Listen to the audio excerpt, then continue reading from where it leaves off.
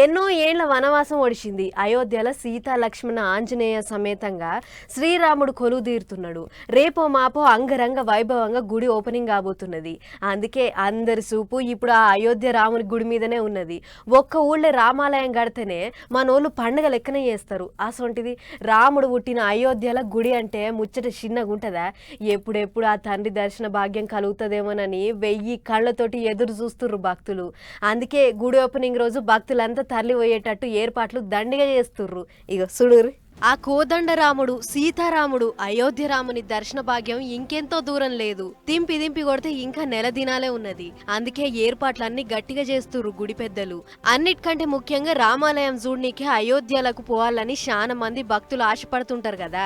అసొంటోళ్ల కోసమే స్పెషల్ రైళ్ల దిప్పనీకే ప్లాన్ చేస్తుంది సెంటర్ సర్కారు. స్పెషల్ రైలు అంటే ఏదో 100-200 కాదులో, దేశం అంతటికెళ్లి ఏం తక్కువ 1000 రైళ్లు నడిపియాలని అనుకుంటుర్రట అయోధ్యకు.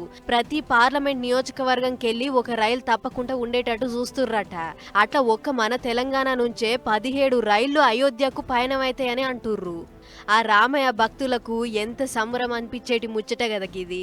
అయితే గుడి ఓపెనింగ్ దినం పోనీకి కాదట గీ రైళ్లన్నీ. ఎందుకంటే అందరికందరూ ఓపెనింగ్ దినమే పోవాలంటే చాలా కష్టమైతుంది కదా. అందుకే ఓపెనింగ్ కంటే ముందుగానే అయోధ్యకు పోయొచ్చేటట్టు గీ టూర్ ఉంటదన్నట్టు చెప్తుర్రు.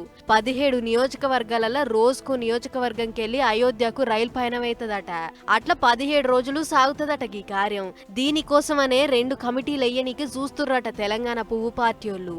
రాష్ట్రంకెళ్లి పోయేటోళ్లను అరుసుకోనీకి ఒక కమిటీ, ఈ నుంచి పయనమైనాక వచ్చిన వాళ్ళందరినీ అరుసుకోనీకి అయోధ్యలో ఇంకో కమిటీ. ఇట్లా 2 కమిటీలు అనుకుంటుర్రు. తొలుత ఈ టూరు వచ్చే నెల 19 తారీఖున షురువైతదట. అప్పటి సంది షురువు చేసి 100 రోజుల్లో 1000 రైళ్లు తిప్పుతారట అయోధ్యకు. అంటే ముందుగల పోయేటోళ్ళంతా ఒక రామ మందిరం చూసి వచ్చడన్నట్టే. అదే 22 తారీఖు ఆ తర్వాత రోజులలో పోయేటోళ్లకు మాత్రం సీతారాముల దర్శనం కూడా చేసుకొని రావచ్చు. అట్లా మొదలు పోయేటోళ్ళంతా మళ్ళీ వనకపోక తప్పది. మరి ఇంకెందుకు ఆలస్యం, అయోధ్య రామ మందిరం చూడనీకి తయారుగుండుర్రి.